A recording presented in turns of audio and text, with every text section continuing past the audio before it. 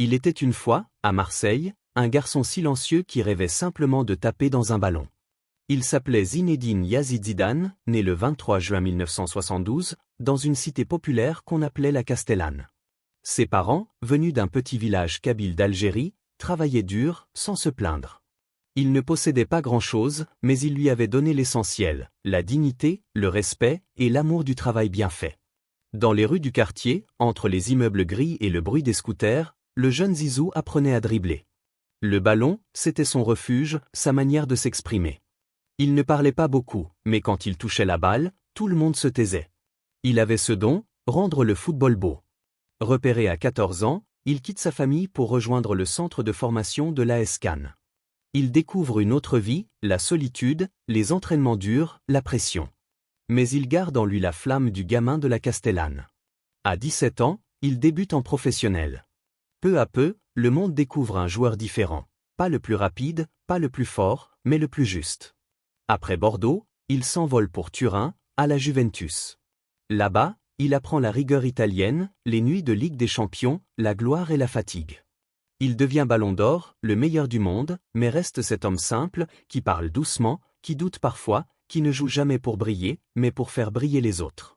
Puis 1998. La Coupe du Monde en France. Dans un stade de France en feu, Zidane marque 2 buts de la tête contre le Brésil. Ce soir-là, un pays entier explose de joie. Des millions de gens pleurent, rient, s'embrassent dans les rues. Pour beaucoup, ce n'était pas juste une victoire de football, c'était un rêve de fraternité. Zidane devient un symbole, celui d'une France multiple, digne et unie. 2 ans plus tard, il offre à la France l'Euro 2000. Le monde entier le regarde jouer avec admiration. Il danse avec le ballon, comme si le temps s'arrêtait autour de lui. Puis, en 2001, il rejoint le Real Madrid. Là, il écrit une autre page d'histoire.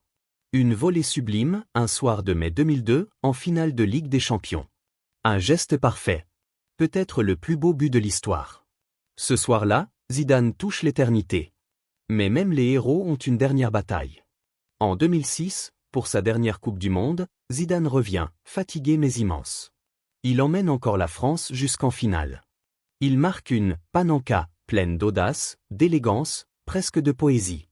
Mais quelques minutes avant la fin, la légende s'assombrit.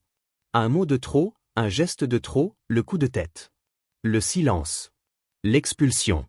Le héros quitte la scène, tête basse. Et pourtant, même dans la chute, il reste grand.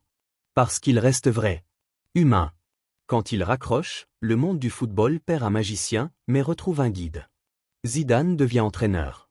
Et à Madrid, il réalise l'impossible, 3 Ligues des Champions consécutives. Pas de cris, pas d'arrogance. Juste un regard calme, une main posée sur l'épaule de ses joueurs, une présence. Il gagne sans jamais écraser, il dirige sans jamais dominer. Aujourd'hui, Zidane n'a plus besoin de parler pour être écouté. Il incarne quelque chose de rare, la classe silencieuse.